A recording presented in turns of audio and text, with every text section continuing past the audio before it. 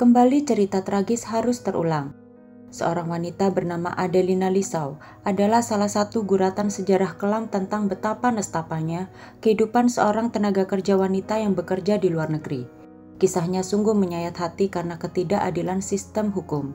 Karena hal itu para pelaku yang bernama Ambika Mashan, 63 tahun, dan anak perempuan Ambika, Jaya Fartini masih bisa hidup bebas tanpa menunjukkan penyesalan sedikitpun. Semoga kisah ini menjadi semangat bagi kita semua untuk tetap menyuarakan keadilan bagi almarhumah Adelina Lisau.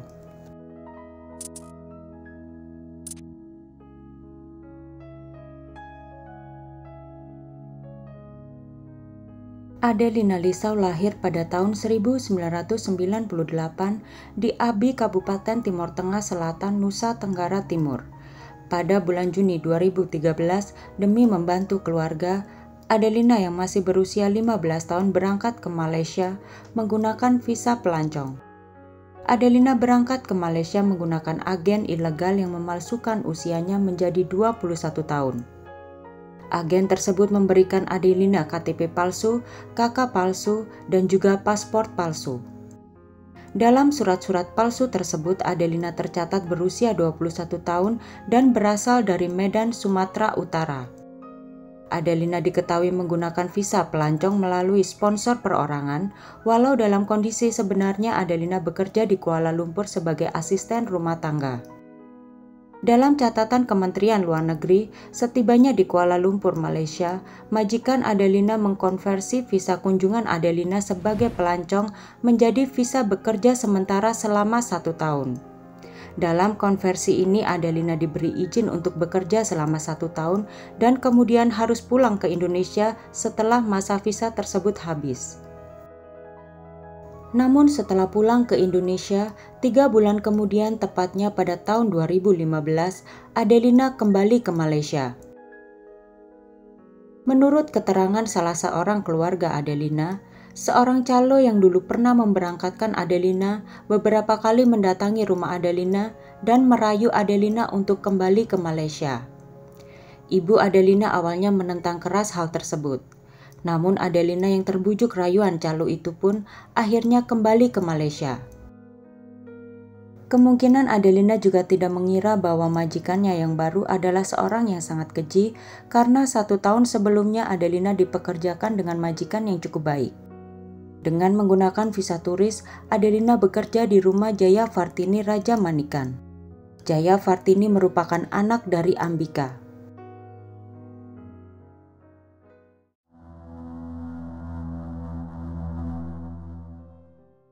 Namun pada tanggal 11 Februari 2018, setelah 4 tahun bekerja di rumah keluarga Ambika, Adelina Lisau dinyatakan meninggal dunia.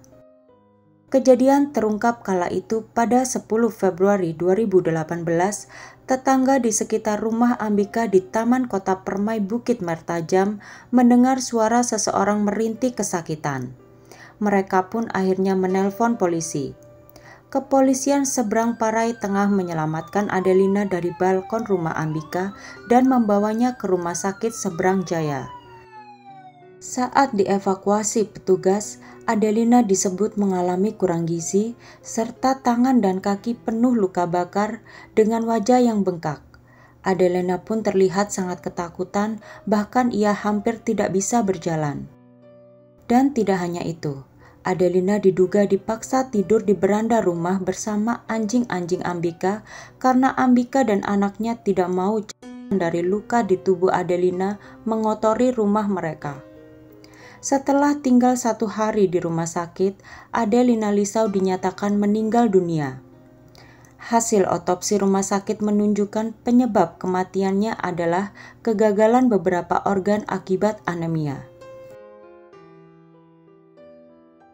Kematian Adelina mendapat sorotan tidak hanya di Indonesia, namun juga di Malaysia. Kasusnya disorot oleh anggota parlemen DAP Bukit Mertajam, Stephen Sim, yang memberikan foto Adelina yang dipaksa tidur di teras depan bersama dengan anjing keluarga. Adelina diduga ditahan di beranda rumah Ambika selama 1 bulan dan menderita luka memar yang terlihat jelas di sekujur tubuhnya ketika ia diselamatkan dan dilarikan ke rumah sakit. Atas meninggalnya Adelina Lisau, Ambika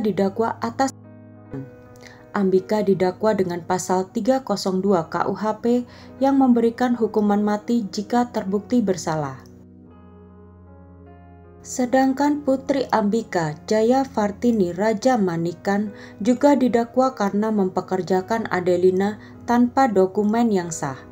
Jika terbukti bersalah, ia akan dihukum 1 tahun penjara atau denda Rp50.000 Malaysia. Namun Jaya Vartini meminta keringanan denda kepada pengadilan dengan alasan bahwa ia selama ini hanya bekerja sebagai pramusaji dan tidak mempunyai uang yang cukup untuk membayar denda. Selanjutnya putra Ambika yang berusia 39 tahun yang ditangkap bersama ibu dan saudara perempuannya telah dibebaskan dengan jaminan polisi. Ia diwajibkan hadir sebagai saksi selama persidangan. Surat perintah penangkapan terhadap Ambika M. Ahsan, 63 tahun dikeluarkan. Namun, kata jaksa penuntut umum Muhammad Dusuki Mohtar, Ambika tetap tidak menghadiri panggilan walaupun telah dikirimkan surat berkali-kali. Seperti dikutip dari media lokal Malaysia, putri Ambika yang menghadiri sidang mengaku ibunya tahu sidang akan digelar tapi memilih tak hadir dengan alasan sakit. Setelah beberapa kali sidang yang tertunda karena ketidakhadiran Ambika, kasus dipindahkan ke Mahkamah Tinggi Pulau Pinang. Pada tanggal 18 April 2019, jaksa penuntut umum mengajukan permohonan discharge not amounting to acquittal atau DNAA yang menyatakan bahwa terdakwa Ambika dibebaskan dan dapat dituntut lagi di kemudian hari. Dalam sidang banding pada 14 Januari 2020, Ambika Ahsan akhirnya menghadiri persidangan di Mahkamah Banding Putrajaya. Pelaku yang sudah dibebaskan tersebut hadir untuk pertama kalinya di mahkamah setelah kejaksaan beberapa kali gagal memberikan notifikasi banding kepada Ambika untuk menindaklanjuti upaya banding kejaksaan terhadap keputusan Pengadilan Negeri Penang. Dalam putusannya, majelis hakim yang beranggotakan 3 orang menolak permohonan jaksa penuntut umum untuk menggugurkan putusan Mahkamah Tinggi yang membebaskan Ambika dari tuduhan. Ketua Majelis Hakim menegaskan Pengadilan Tinggi telah mengeluarkan putusan dengan benar. Di pengadilan sebelumnya, Pengadilan Tinggi memang telah membebaskan Ambika M. Ahsan dari tuntutan hukum. Keputusan Mahkamah Persekutuan Malaysia ini membuat Ambika bebas murni dan tidak bisa didakwa pidana atas kematian Adelina. Keputusan tersebut dijatuhkan lantaran hakim beranggapan bahwa pihak jaksa tidak mempersiapkan berkas tuntutan sesuai dengan waktu yang telah diberikan. Serta hakim juga melihat kondisi Ambika yang sudah tua dan sakit-sakitan. Pada tanggal 22 September 2020, Kejaksaan Agung Malaysia lantas mengajukan banding ke Mahkamah Rayuan Putrajaya, namun banding itu pun juga ditolak. Pada 1 Oktober 2020, Konjen RI Penang dan KBRI Kuala Lumpur bertemu dengan Jaksa Agung Malaysia dan menyampaikan beberapa hal sebagai berikut. Pertama, tidak puas dengan putusan Mahkamah Rayuan Malaysia.